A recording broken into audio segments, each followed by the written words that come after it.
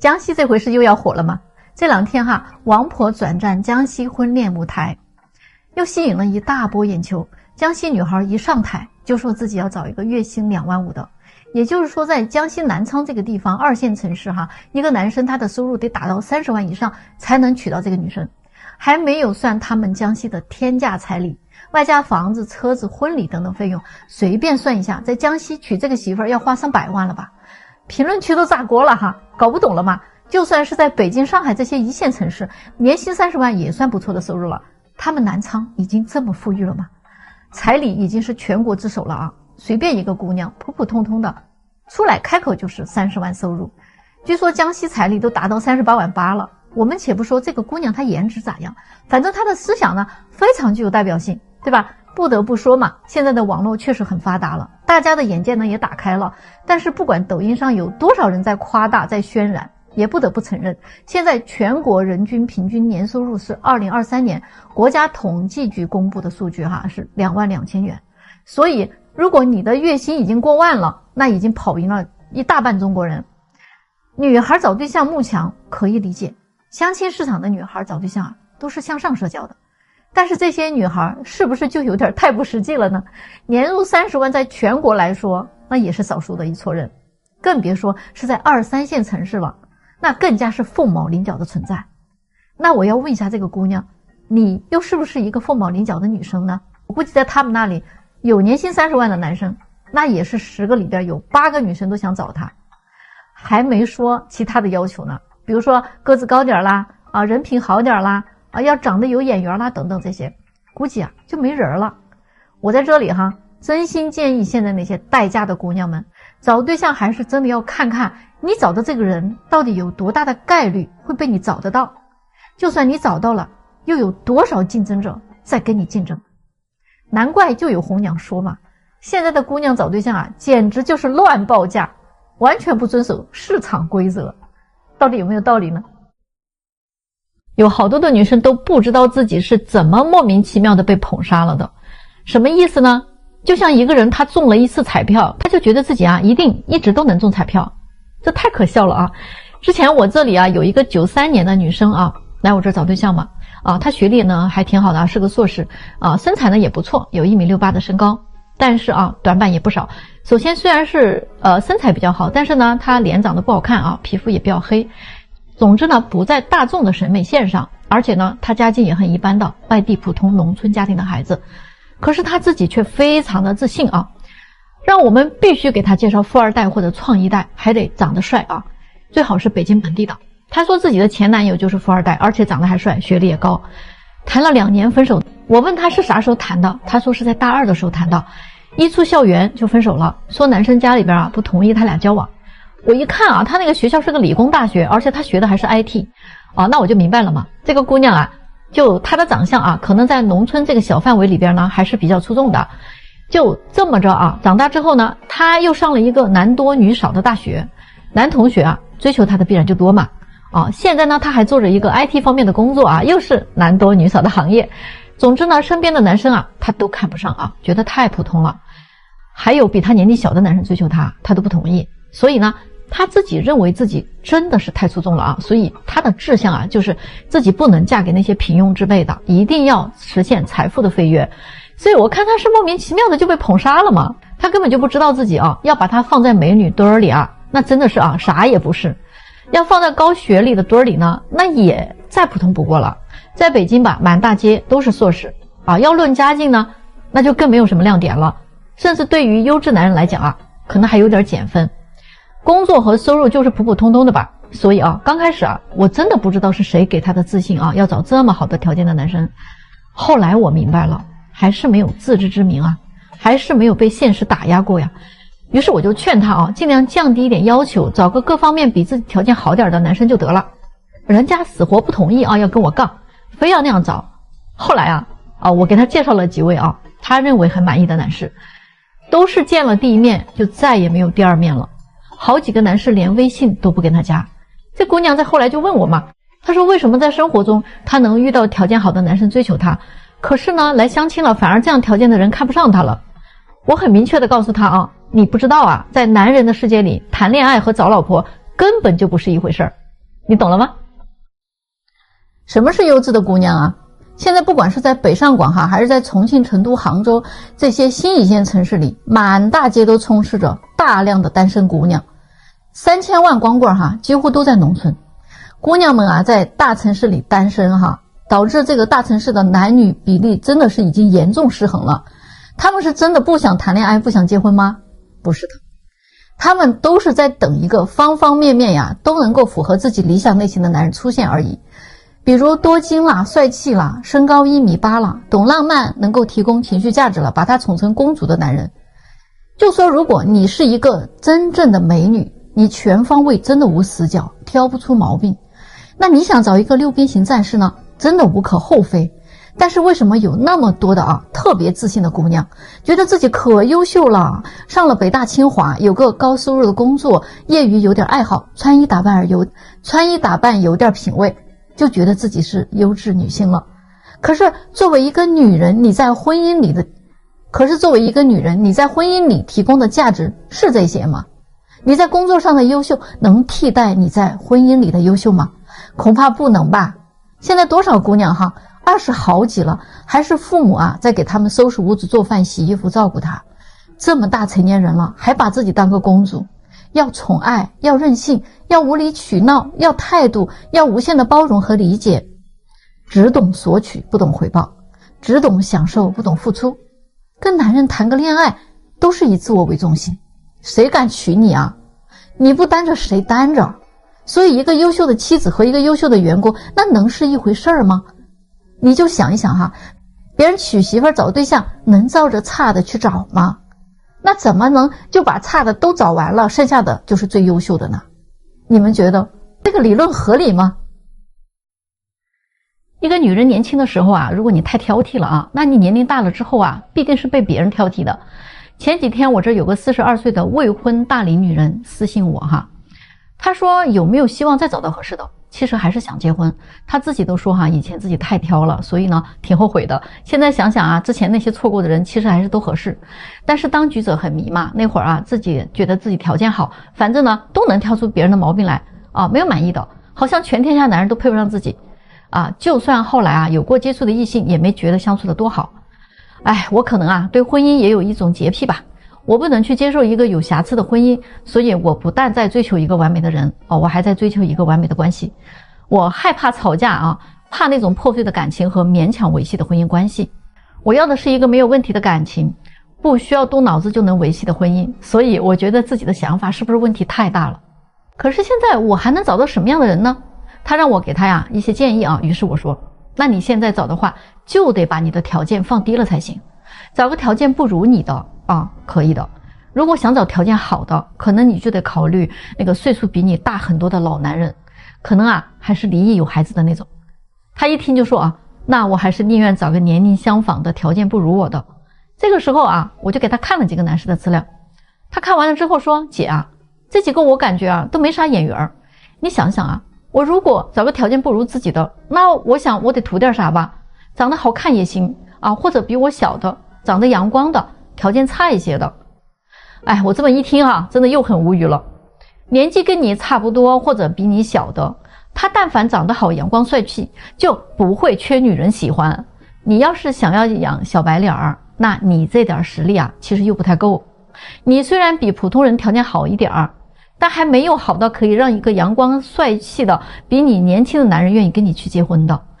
他短择一下是可以的，你想跟他结婚基本没戏后来他又改变了想法说那就找个条件比我好很多的年纪大的10岁以上的男的也可以的，那样的话最好资产能过亿。这个时候我真的不知道该怎么回他了我们的对话也就终止了。我不想在这儿跟他费劲了。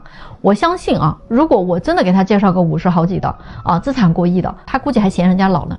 所以那句话说的没错出来混有些债你一定是会还的。特别是女的，年轻的时候你太挑剔了，等你年纪大了之后就会被别人挑来选去的。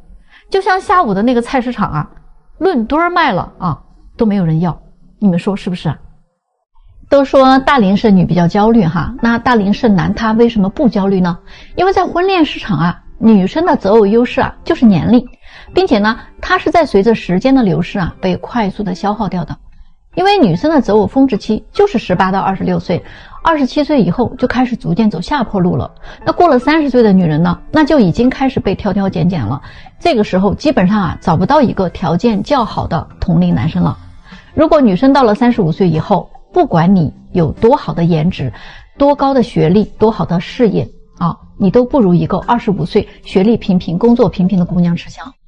因为你那些学历好啊，工作好，都不是男人太看重的东西，他们的骨子里啊，就是介意这个生育价值啊，就是啊要这个好的基因。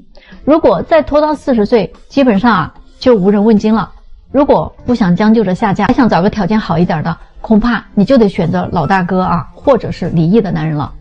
你们也别不服气啊，这些都是非常残酷的事实。而一个男人啊，他的择偶优势并不是年龄，他们的第一优势是能力，可以说的狭隘一点，就是创造财富的能力。而从年龄来讲，男人的择偶峰值期就比女人啊长很多，大概从28岁到48岁之间都是男人的择偶峰值期。只要啊他具有第一优势能力，就不怕找不到年轻漂亮的女人。也就是说，在相亲市场，一个25岁的女生，她可以直接秒杀一个35岁的优质大龄剩女，而一个35岁的优质大龄剩男，他也可以直接完胜一个26岁的小男生。女人的优势呢，是一个短暂而快速的在逐渐贬值的过程，而一个男人的优势呢，却是在逐渐上升的过程。他们择偶优势的周期是女人的2倍以上。所以呢，如果一个男人在35岁的时候已经事业有成、有房有车，那么呢，会有一大帮的年轻漂亮的女孩围着他转。可是女生就不太一样了。一个女生如果在35岁的时候，你也事业有成、有房有车，那么你注定是得不到这些在择偶峰值期的成功男人的青睐的。这个时候啊，可能你就是想找一个踏实本分的男人嫁了呀，都非常的难。也别再说啊，你可以找个年龄小的男人，可以不计较对方的条件这种话啊，那也是一样要付出代价的。人家小女孩找大叔，那是因为大叔舍得给他们花钱。如果一个小男生愿意跟你的话，那你也得愿意给他花钱。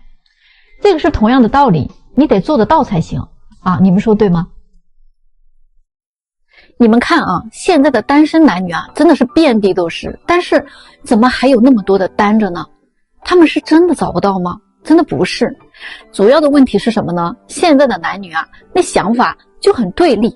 你比如说啊，男生啊，他不愿意追求女生了，因为追求就代表着请客、吃饭、送礼、红包、转账、讨好。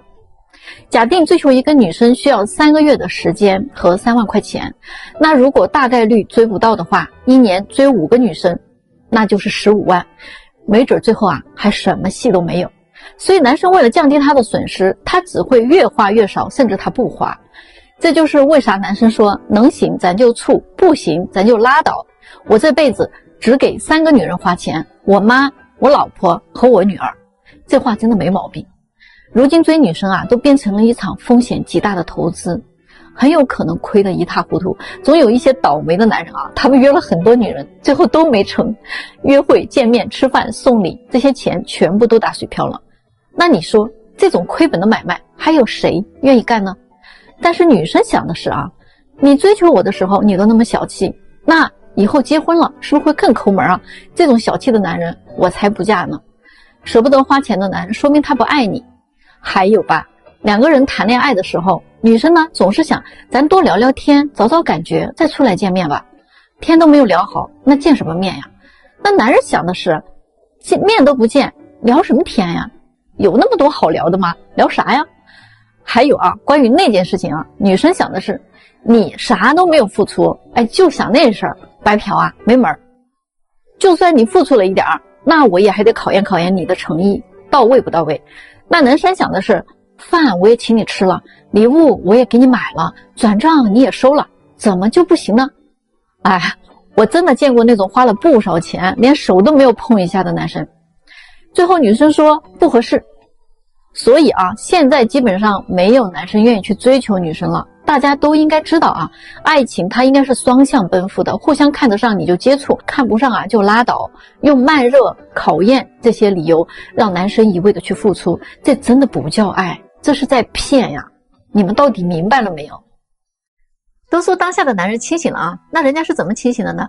当女人们还在利用那句毒鸡汤，幻想着男人能大把给自己花钱来表达爱意的时候，而男人们却已经清醒了。纵观现实社会，还有几个男人愿意做那个大冤种呢？就最近刚刚发生的事情啊，女孩呢长得很漂亮啊，体制内工作，在北京一个月挣1万多，家境呢比较一般。她跟一位优质男士相亲成功了，两人呢接触了1个月左右。这个姑娘啊，昨天跟我来诉苦啊，说男士本来说好了他们两个一起去西藏自驾游，结果呢机票都订好了啊，男士最后突然一下就不跟他联系了，行程也取消了。但是看男士的朋友圈呢，男士好像跟别人去了西藏。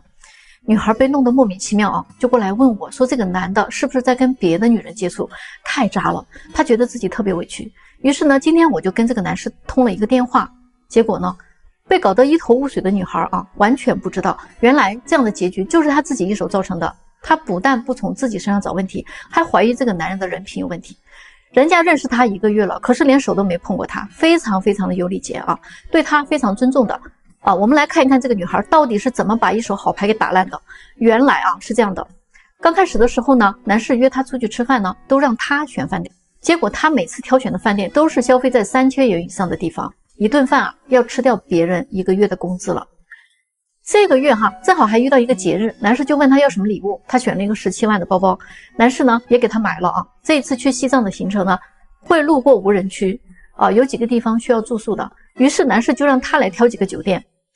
这个姑娘啊，真正没头没脑啊，她订了好几个酒店啊，都是一晚上7、8千的。这一回啊，真正是惹恼了那位男士啊，立马就取消了他的机票和行程，也不再联系他了。男士跟我说，首先他自己的工作1个月就挣1万，能有这样的消费水平吗？怎么到我这儿，我的钱就不是钱了呢？就这么挥霍吗？这个钱不是我花不起，而是我不值得为这样的女人去花的。一个不疼惜自己钱的女人啊，也不可能是一个好妻子，也不可能是一个爱自己的女人的。另外好几次啊，这个男士都无意中发现这个女孩跟别人聊天，甚至背着他跟别人去约会，这一点啊他很接受不了。虽然说他们两个还没有确定关系，但是啊已经在紧密的接触了，那这个已经是在确定关系的路上了，为什么这个女生就不能专一一点呢？最后他还说了一点啊，其实啊这个还蛮重要的。他说其实这一次去西藏啊订酒店这个事情啊，女孩并没有拒绝啊跟他住在一个房间里，也就是说呢，默许了会发生那件事情。他作为一个男人，他虽然愿意，但是对这个女孩呢，他却有些失望了。他最后说啊，现在完全不想考虑结婚的事情，说这几年啊遇到了好多女孩都是这个样子的啊，总是呢想造他的钱，而不是真正的懂得怎么样对待生活。他说现在的女人真的根本不值得娶。虽然他这句话说的太绝对了啊，但是纵观当下的社会，这样的事情啊确实还很多，有多少女孩还走在这条路上呢？不过说实话啊，我也要说句公道话，好女孩其实还是有的，只不过你没有遇到啊。如果还没有对象的话啊，来找我领一个好吗？最近有一个大龄剩女啊来我的许愿池了啊，许了个愿，说等我交了一个男朋友的话，我不跟他要房子要车子了，我的房子写他的名字都可以，车子呢我也可以给他开，每个月我赚的钱全部都给他，他想怎么花就怎么花，我也不要求他做家务，节日也不用给我买礼物，我给他买，他不高兴了我哄他开心。如果结婚的话，我出嫁妆，他不用给我彩礼，婚礼的费用呢全部都由我来出，三亲啥的他都不用操心的。婚后我们要是有了孩子，那得跟他姓，孩子呢也不用他带，我自己来。总之我负责赚钱养家，他呢可以负责英俊潇洒就行了。而且呢我还要做好家务，给他洗衣服做饭端茶倒水，他要是困了累了，我再给他捶个背洗个脚泡个热水澡什么的。男人嘛天生就是应该来享福的，要不他娶我是为了什么呢？不仅如此啊，我还要把他的父母啊当我自己的亲生父母一样去伺候，做一个孝顺的儿媳妇。你说这样的我好不好啊？就是不知道哪个男人会有这样的福气能娶到我呢？你们看看啊，这个许愿许的是不是很梦幻？如果我没有猜错的话啊，现在呀很多大城市里面有很多的大龄剩女，其实她们是很焦虑的。有人说啊，我们天天在吐槽女生制造焦虑，其实你们自己不觉得这些焦虑是你们自己给自己造成的吗？我们怎么就不吐槽男生呢？因为就从找对象这一项来说啊，从条件要求来讲，男生真的没有你们女生要求那么多啊，人家男生最多就要求一个年龄和长相，性格好一点就行了。条件好点的男生顶多加上一个学历好，其他的人家都没有什么要求了。我们还能说人家啥呀？我们还吐槽人家什么呀？而女生的要求可不是这么简单啊！你们那个条件要求恨不得都要写成小作文了，什么长相了、颜值了、身高了、学历了、人品了、工作收入了、家境了、房子了、车子了，谈恋爱男生得主动了，得付出了，要买礼物要表心了，要转账要现金了，结婚要彩礼要3金了，男朋友就得像个舔狗一样，否则你就不配我。年轻的时候啊，你们不就是这么作的吗？把一些很好的男生都给作没了，等到快30岁了来相亲了，就不打算要爱情了，得找个有钱的人接盘。说实话，你把人家有钱人当傻子呀。然后呢，等你过了33岁，真正进入大龄剩女的行列之后，你还能挑什么样的男人呢？这个时候啊，我说实话，你可能连那会儿看不上的男人啊，你都不一定找得到了。你要是过了35岁啊，那真的是啊，已经走在了齐天大圣的路上了。为什么？因为你可能遇到的更多的是取经路上的妖魔鬼怪了，那可能没有几个是正常的啊，你懂吗？有些事儿啊不讲理，我真的啊看不下去。最近有个88年的女生，你们想想，35岁了还面临男朋友分手的危机啊，急得没办法啊，来找我说这个事儿啊，声泪俱下呀。刚开始我真的以为她是可怜的一方，可是我听完这个事儿之后啊，我就明白了啊，这不是恶人先告状吗？因为后来我也找男士了解了一下情况啊，你们就来听一听到底是谁没道理。事情是这样的，上周啊，他俩去见男方父母，这个女生呢正好嘛，老家那边啊，姥姥住院，别人送了很多补品，他们家呢就顺便的寄过来了，算是给男方家长的见面礼。男士其实没说啥，但是男士的父母啊，看到这个礼物袋子里啊有一张医院的结算小票，心情很不爽。但是两个老人非常给面，没声张啊，就这么睁一只眼闭一只眼就过去了。这不见完他们男方家长了吗？现在打算去见见女方家长，结果女生说，给我们家买东西得问问父母要什么再买。于是呢，这个女生的妈妈就可没客气啊，说要一套高档化妆品，价值不能低于3000刀。父亲呢喜欢名家字画，那你们想想，名家字画是什么概念啊？都是一些上万的东西了。这一通操作啊，男方这边真的下头了，自己家经济条件很好，但是就没有见过这样理直气壮要东西的。当时给自己家里见面礼就没问问父母要什么，敷衍一下就过了。到他这儿啊，就得问问他的父母要什么，按照要求送礼物，这是不是太不公平？女生家里说彩礼大概是20万左右，于是这个男士就问这个女生啊，说那你们家准备了多少嫁妆呢？女生一下子被问懵住了啊，说还需要嫁妆吗？我们家没有做这个事儿啊。你们来看看啊，前面啊我都不说了啊，我们就说彩礼这一项。现在的女生嫁人啊，张嘴就要彩礼，我先拜托你们想一想啊，有没有准备好嫁妆？你们到底懂不懂老规矩啊？嫁妆和彩礼那是差不多的啊，那应该是对等的东西，明白吗？不是几床被子2个脸盆你就能换几10万彩礼的，它是2个大家庭对于你们这个小家庭的扶持。不要说彩礼就是看男生的态度啊，没错，那嫁妆是不是也看你的态度啊？彩礼和嫁妆呢，它不是一个家庭去扶贫另一个家庭的。咱能不能啊，别再打着风俗的幌子，让男方一味的付出。那些想通过婚姻空手套白狼的啊，想通过彩礼疯狂敛财的女孩们，你们懂不懂什么叫婚姻啊？那是2个人互相扶持，共同付出。但是我看你们天天这个算盘打的啊，真是震天下，谁都不傻的，是不是这样？